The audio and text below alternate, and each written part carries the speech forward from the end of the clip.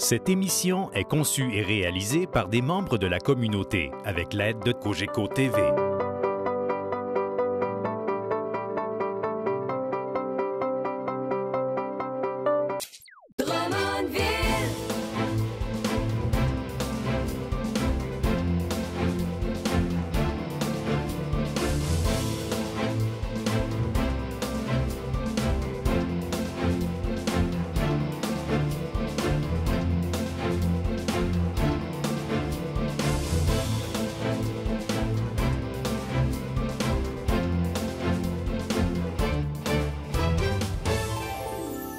C'est avec grand plaisir que je vous retrouve aujourd'hui pour cette première émission pour Drummondville en 2016. Le mois de janvier a été un mois fort rempli. D'ailleurs, un des événements importants et très agréables de janvier, ça a été l'inauguration du campus de l'UQTR, ici même à Drummondville. On s'y retrouve. C'est un spécial. On s'est déplacé pour cette première émission 2016. J'accueillerai d'ailleurs Martine Lecieur, qui est directrice des services administratifs ici au campus. Elle pourra nous parler de ce lancement fort intéressant.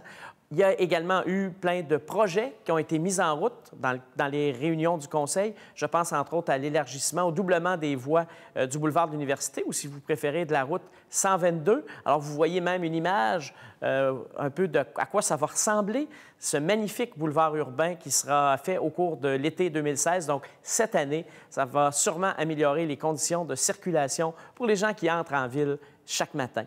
Il y a également eu un règlement qui a été adopté en ce qui a trait au rejet dans le réseau d'égouts de la Ville. On en parle avec Jean-François Daigle, qui est ingénieur et qui est surtout chef de division eau potable, eau usée à la Ville de Drummondville. Et on va également discuter avec Pierre Levasseur, qui est conseiller municipal. Il viendra nous parler du rapport de la Commission des déchets ultimes à Drummondville, donc qui a déposé son rapport au cours du mois de janvier, qu'il a fait de façon officielle au cours de la séance du 1er février. Alors, une émission fort intéressante. On y va déjà avec notre premier invité après la pause. Notre première invitée nous accueille chez elle, puisque c'est la directrice des services administratifs du campus de Drummondville de l'Université du Québec à Trois-Rivières, Mme Martine Lecieur. Bonjour d'abord. Merci de nous accueillir chez vous.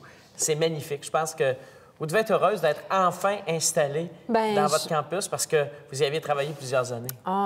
Depuis 2009 exactement, j'y travaille, mais en même temps, Monsieur le maire, je vous rappelle qu'on a travaillé en étroite collaboration dans ce projet-là, puis c'est un projet qui vous appartient aussi, donc c'est un peu chez vous, chez nous, chez vous. On est très fiers. D'ailleurs, quand vous dites qu'on est chez nous, il y a plusieurs personnes de Drummondville qui ont compris qu'elles étaient chez elles parce que ça a été tout un succès le 23 janvier dernier, la porte ouverte. Hein? Absolument. Nous avons accueilli 2301 personnes. Voilà.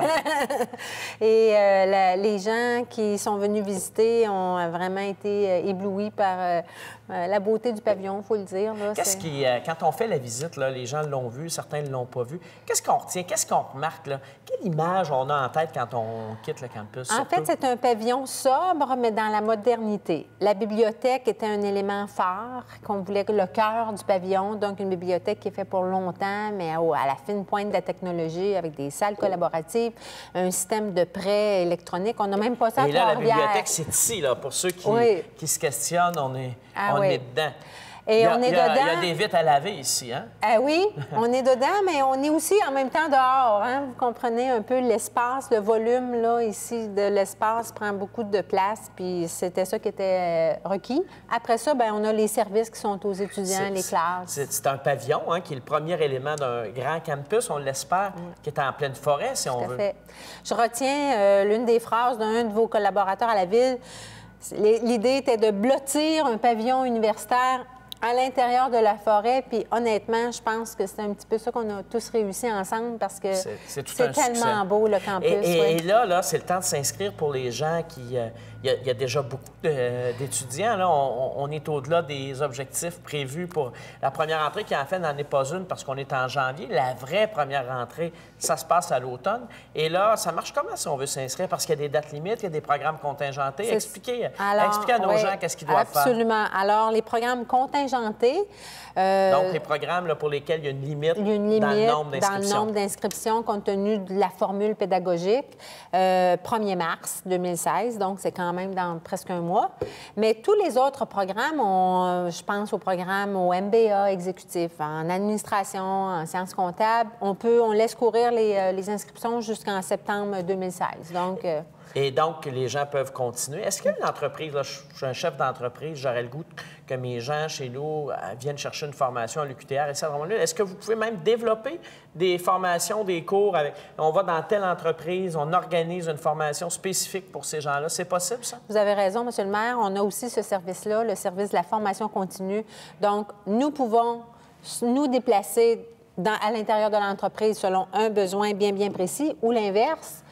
Un groupe d'employés se déplace sur le campus pour souvent des services précis là, en formation continue qu'on appelle. Alors, on a ce service-là déjà qui opère. Et puis, jusqu'à maintenant, les étudiants sont heureux, sont contents d'être ici? Ah oui, honnêtement, ce qu'on a comme commentaire, c'est justement l'idée d'être dans un environnement d'apprentissage exceptionnel avec des cours de haut niveau, mais aussi dans tout est neuf, tout est beau et des salles collaboratives, c'est moderne, ça donne le goût d'étudier. Je les vois, les étudiants. C'est ce que les gens nous disaient à la porte ouverte, ça donne le goût de revenir à l'école, de retourner à l'école. Écoutez, en terminant, vous l'avez mentionné d'entrée de jeu, on a beaucoup travaillé ensemble dans ce projet-là, puis vous savez, des fois, nos rôles, moi comme maire ou le recteur à l'université, on est souvent sur les tribunes pour parler des projets. Et il y a des gens qui travaillent très fort dans l'ombre. Et je pense que vous êtes un modèle. Ça a été extraordinaire. On l'a dit, le travail que vous avez fait pour l'UQTR avec les gens de la ville. Je dois le dire, on l'a dit, il a fallu travailler très fort. Vous l'avez dit, de 2009, il a fallu gagner ce projet-là.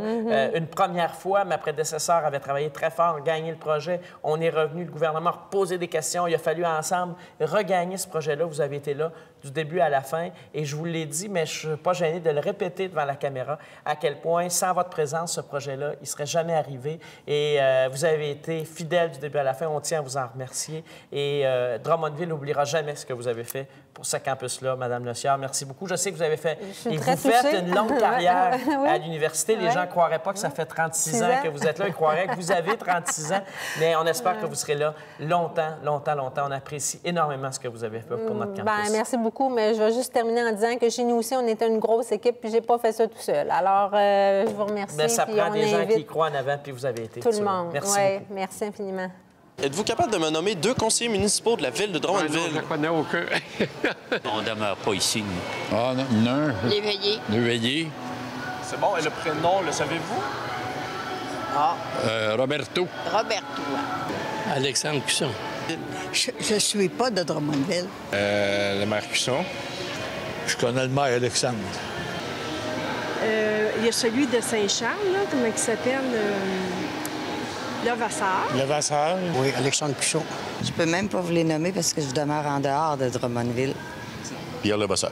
Je viens d'arriver à Drummond, ça fait même pas un an. Oups, là, il y a M. Martel. Il me semble que c'est un Cusson, hein? Oui, c'est ça. Bon. Alexandre, je sais pas trop. Là. Alexandre Cusson, oui. Ça, c'est le maire.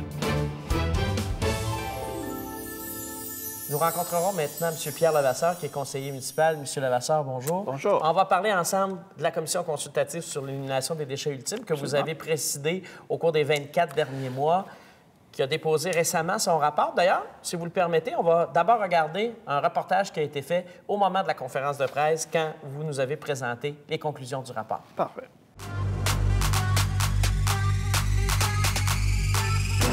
Donc, le mandat qui a été présenté disait « Advenant une impossibilité d'enfouir nos déchets à compter de 2018-2020 au site d'enfouissement du secteur Saint-Nicéphore, quelle solution la Ville de Drummondville devrait-elle privilégier pour l'élimination des déchets ultimes? » On résume ici ce que sont les attentes des gens de Drummondville et c'est ce qui a guidé tous les travaux de la commission, même si vous allez voir, les attentes ne sont pas simples, mais je pense que vous allez pouvoir constater à la fin qu'on a réussi à répondre à ces attentes-là. Vous allez voir, il y a 30 recommandations dans le document qu'on vous a déposé ce matin et il y a autant de constats, même sinon plus. On propose, vous allez voir dans les recommandations, de travailler pas uniquement sur le résidentiel et un peu sur les commerces, mais sur l'ensemble des matières résiduelles.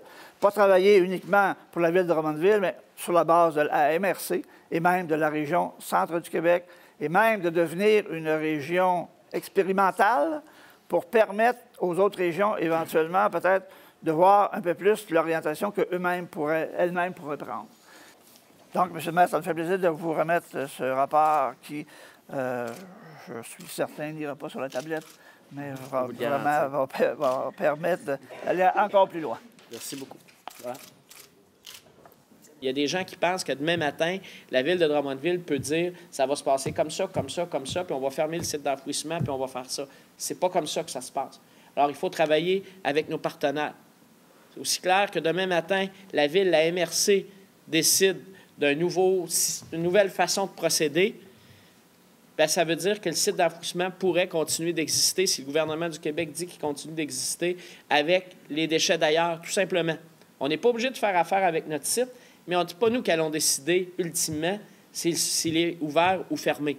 Alors, je m'engage à donner suite à ces recommandations et faire en sorte que la ville de Drummondville assume un leadership important avec ses partenaires, parce que c'est une chose qu'il faut bien comprendre du rapport qui nous est donné aujourd'hui.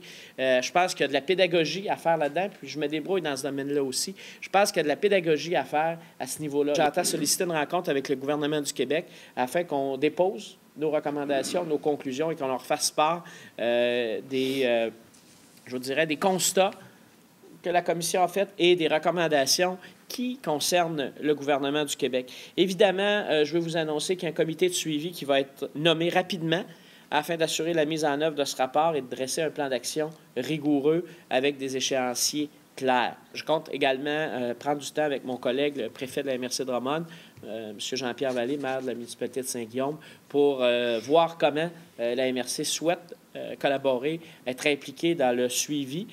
Je vous confirme aussi que la ville de Drummondville va investir en 2016, ou en tout cas a réservé à son budget 100 000 $ afin de poser les premières actions qui vont être identifiées par le comité de suivi. Alors, déjà, on a mis en réserve, avant que le rapport ne soit déposé, dans le budget 2016, 100 000 $ pour faire en sorte qu'en 2016, on ne fasse pas juste lire des papiers, tourner des feuilles, écrire des choses, puis se dire en 2017, on fera peut-être quelque chose. Dès 2016, il y a des actions qui seront posées et qui iront dans le sens du rapport qui a été déposé. Et je pense qu'avec ces interventions, d'une part avec le rapport qui est déposé aujourd'hui, avec les suites qu'on y donnera, le sérieux qu'on entend porter à cette démarche-là, bien, encore une fois, Drummondville va briller parmi les meilleurs au Québec en matière de développement durable.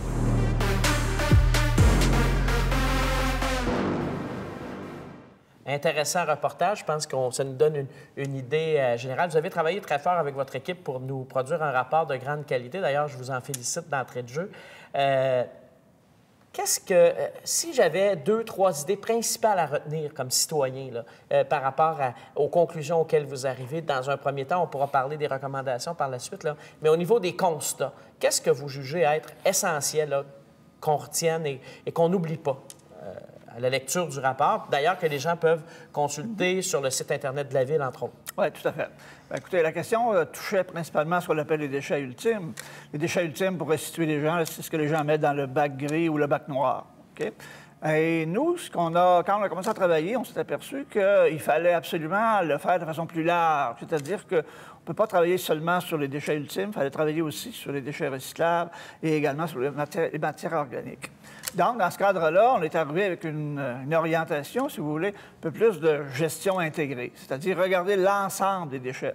Parce que le citoyen ne travaille pas uniquement avec ses déchets ultimes, c'est l'ensemble des matières résiduelles, si vous voulez. Donc, on pense que ça, c'était très important à mettre en place. C'est l'orientation que nous avons prise dès le départ. D'une part, il y a ça. D'autre part, bien sûr, il faut bien voir que la ville de Drummondville, les autres municipalités au Québec, c'est la même chose. Les responsabilités ou les pouvoirs sont relativement minces. Okay? Exemple, la mise en place d'un site d'enfouissement ou la fermeture d'un site d'enfouissement ou encore la mise en place d'un système de gazéification, par exemple. C'est le gouvernement du Québec qui décide. Il y a des gens qui se disent « la ville, vous devriez installer une usine de gazéification, par exemple ». C'est pas comme ça que ça fonctionne. C'est le gouvernement du Québec qui décide effectivement si oui ou non il peut y avoir une usine de gazéification qui s'installe. Ou encore, c'est le gouvernement du Québec qui dit un site d'enfouissement, il devrait fermer ou il devrait ouvrir. Si je comprends bien, la Ville déciderait d'envoyer ses déchets ailleurs pour les faire enfouir. Ça ne veut pas nécessairement dire que le gouvernement du Québec ferme le site d'enfouissement de Drummondville. Ah non, pas du tout, pas du tout. Écoutez, on pourrait envoyer nos déchets à Sainte-Sophie, sur la Rive-Nord, pour dire quelque chose. Je ne pense pas que ça arrive, mais si on l'envoyait vers Sainte-Sophie, le gouvernement du Québec pourrait très bien décider que le site d'enfouissement demeure ouvert, d'une part. D'autre part, et ça, c'était pas prévu au départ, mais quand on a fait les sondages et la consultation, on s'est aperçu que les gens focusaient sur un élément bien précis, c'est-à-dire le fait d'importer des déchets de d'autres régions. Donc, ça nous a amené à travailler là-dessus, bien sûr. Et on s'est aperçu que le gouvernement du Québec a un principe important qui est la régionalisation. Bon, on a voulu travailler là-dessus. Et en principe, la régionalisation, c'est d'amener les différentes régions du Québec à être autonomes. Et là, on s'est aperçu qu'il y a des régions pas banales. Montréal, Laval et l'Outaouais. C'est pas des petites régions. Tout à fait. C'est plus du tiers du Québec. Ces régions-là ne sont pas autonomes en termes d'élimination des déchets. Donc, ce sont des régions qui exportent à l'extérieur. Et les gens, les sites d'enfouissement qui reçoivent des matières résiduelles de l'extérieur, le volume ou le tonnage est identifié par les MRC. Donc, ici, c'est la MRC, avec son plan de gestion des matières résiduelles qui vient de sortir, c'est 2016-2020, c'est tout à fait récent. Et eux identifient, effectivement, le tonnage qui sont prêts à recevoir des autres régions. Donc, ce que nous, on a emmené comme projet, et c'est dans nos 30 recommandations, les recommandations qui sont dirigées vers le gouvernement du Québec, d'autres la MRC et d'autres la Ville, c'est qu'on demande, bien sûr, que toutes les régions deviennent autonomes. Et on regarde notre région ici, centre du Québec. Au centre du Québec, il y a 2 sites d'enfouissement. Donc, nous avons une région de 250 000 personnes, ou à peu près, et nous avons 2 sites d'enfouissement. Est-ce que nous avons besoin de 2 sites d'enfouissement dans la région centre du Québec? Personnellement, je ne suis pas certain. Ce n'est pas nous qui va prendre la décision par rapport à ça. C'est effectivement le gouvernement du Québec qui aura à prendre la décision sur la répartition des sites d'enfouissement.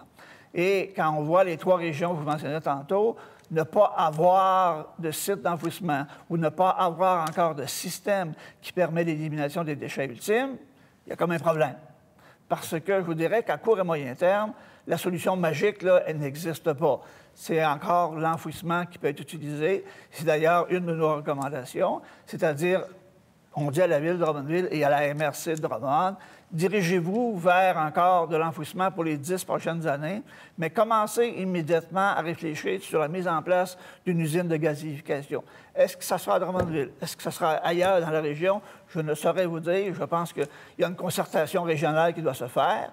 Et la région centre du Québec, par, je vous dirais, la qualité de ses intervenants, pourrait très bien devenir une région pilote pour justement démontrer au gouvernement du Québec comment une région peut s'organiser en termes d'élimination des déchets. Donc, au fond, ce que vous dites, c'est on pense que ça devrait se faire sur une base régionale et que nous, au centre du Québec, on doit, par exemple, travailler, là, on pense à des villes comme Victoriaville, Merci d'Arthabasca, Bécancour, Nicolet, qu'on travaille ensemble. Et donc, pas nécessairement à Drummondville. Hein? Ce que votre rapport dit, c'est pas on veut enfouir tous les déchets du centre du Québec. C'est mais travaillons ensemble et on verra par la suite quelles sont les meilleures options. Je pense que demain matin, la MRC et le gouvernement du Québec, d'ailleurs le décret le dit, ne pourraient pas fermer les routes pour donner accès effectivement au site d'enfouissement, mais il faut amener les régions qui ne sont pas autonomes à le devenir. Et quand Montréal sera autonome, quand Laval sera autonome et quand l'Outaouais sera autonome, je pense qu'ils n'auront plus à aller exporter leurs déchets ailleurs. Et comme je vous disais, il y aura une question à se poser ici pour le centre du Québec. On a 2 sites d'enfouissement. Est-ce qu'on en a besoin de 2? Donc, l'orientation que nous avons donnée est en termes de gestion intégrée des matières résiduelles et en termes également d'autonomie régionale. Le temps file. Une dernière question avant de terminer. On parle aussi dans le rapport peut-être de faire un deuxième tri, de nous assurer de faire, je dis un deuxième, j'aimerais dire un tri ultime de nos déchets avant d'aller vers l'enfouissement. C'est une recommandation importante que vous formulez. Tout à fait, et on le fait à la MRC parce que c'est la MRC qui décide effectivement où les déchets de la Ville de Drummondville vont aller. C'est pas la Ville qui décide donc de ça va aller à tel endroit ou à tel endroit, c'est la MRC, effectivement, qui, depuis 1993, prend cette décision-là. Donc, dans ce cadre-là, nous, ce qu'on a fait, c'est que, considérant qu'il faut réduire au minimum les déchets ultimes, et que malheureusement, il y a des gens qui utilisent bien leur bac vert et leur bac brun, d'autres moins bien. Donc, malheureusement, les gens qui l'utilisent mal vont faire en sorte que ça va coûter plus cher parce qu'en bout de piste, il va falloir enfouir que des matières sèches, si vous voulez. Donc, toutes les matières organiques devront être exclues et triées. Donc, juste avant l'enfouissement. Enfouissement qui se fera ici ou ailleurs, comme je vous mentionnais tantôt. Mais on propose que la MRC aille en soumission pour 2018 pour avoir justement un tri ultime. Et ça va coûter plus cher aux gens, c'est sûr. Mais si votre voisin utilise mal son bac brun ou son bac vert, puis vous ne voulez pas lui dire, il n'y en a pas de problème. Sauf que vous allez payer pour lui. Parce que ça va coûter plus cher pour l'ensemble des citoyens. Donc, on essaie d'emmener une synergie, si vous voulez, auprès de la population pour faire en sorte que les gens travaillent en collégialité et moins les gens vont mettre de déchets dans leur bac gris, leur bac noir, moins ça va nous coûter cher.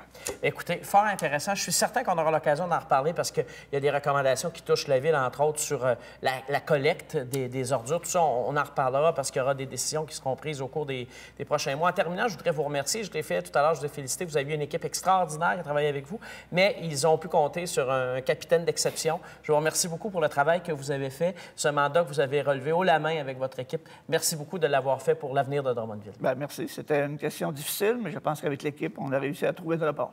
Merci beaucoup. Êtes-vous capable de me nommer 2 conseillers municipaux de la Ville de Drummondville?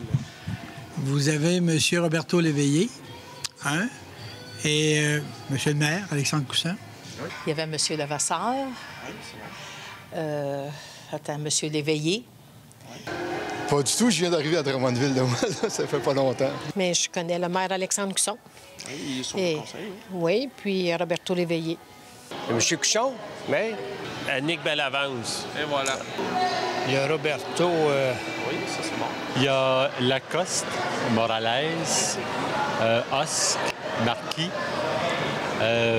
Léveillé, Bellavance, Grondin, Levasseur, Martel, Bernier, Lassonde. Et il y avait Daniel Pelletier, effectivement, du secteur Saint-Nicéphore.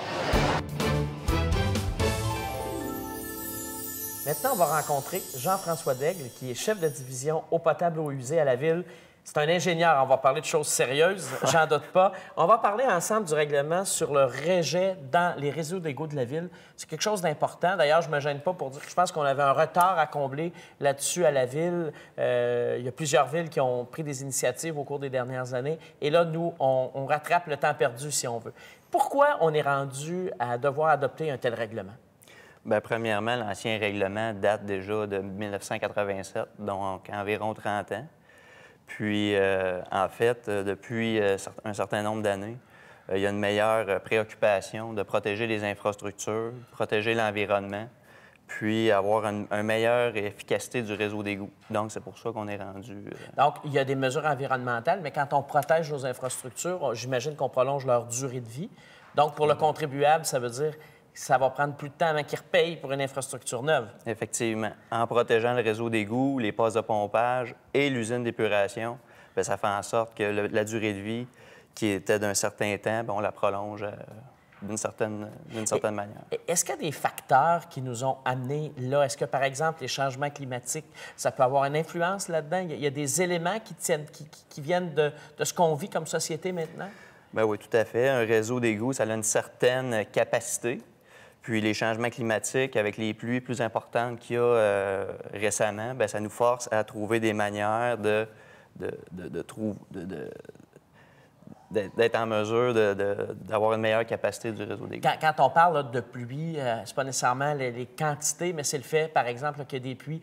Avant, on observait peut-être aux 100 ans, qui maintenant, on va observer sur une base un peu plus régulière. C'est des exemples comme ça, j'imagine. Effectivement. C'est les intensités de pluie qui font en sorte que il y a des pluies plus importantes sur une certaine période, un court laps de temps, que parfois les capacités des infrastructures pourraient devenir atteintes. Bon. Pour nous là, qui sommes là-dedans régulièrement, on en parle, vous êtes un ingénieur, c'est quelque chose de... Le citoyen, là, celui qui nous regarde ce soir, et qu'est-ce que ça change pour lui? C'est quoi l'influence? Qu'est-ce qu'il devra poser comme geste? Qu'est-ce que ça a comme conséquence principale pour le citoyen?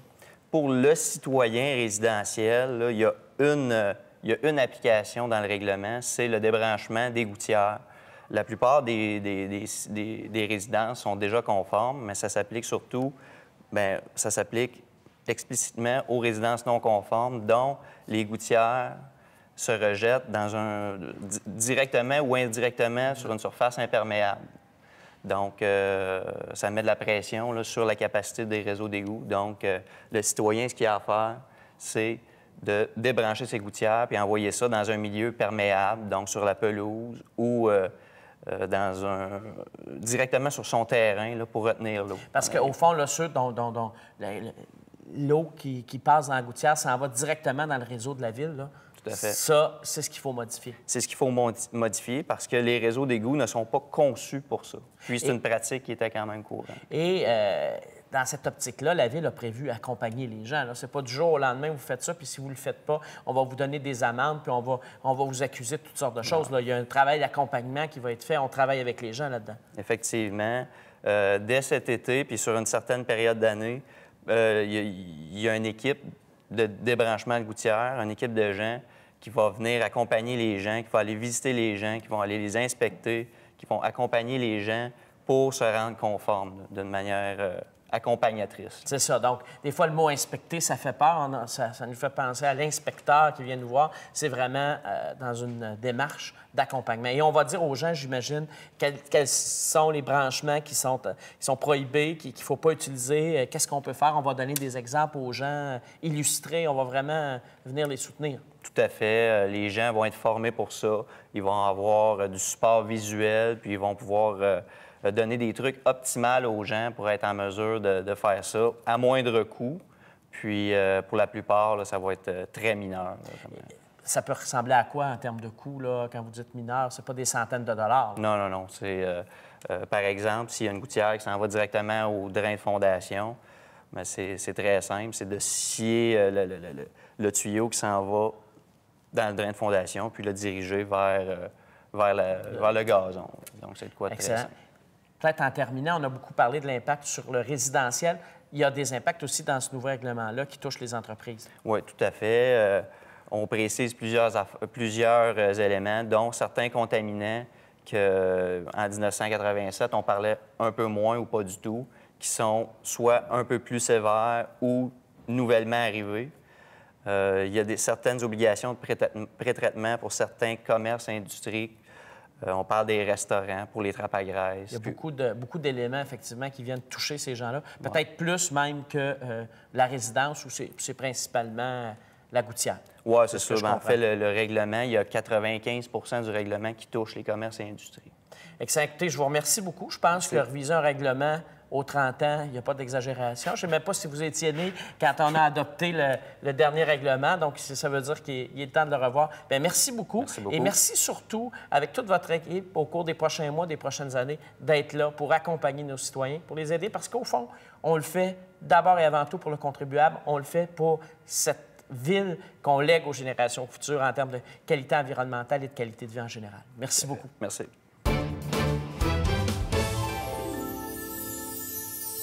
Je vous l'avais annoncé en introduction, je pense qu'on a eu des invités très intéressants encore cette semaine. Ça a été un plaisir de vous retrouver. La semaine prochaine, vous avez la séance régulière du conseil municipal. N'oubliez pas, depuis janvier, nos séances débutent à 19 h. Soyez au rendez-vous dès lundi prochain. Merci d'avoir été là aujourd'hui.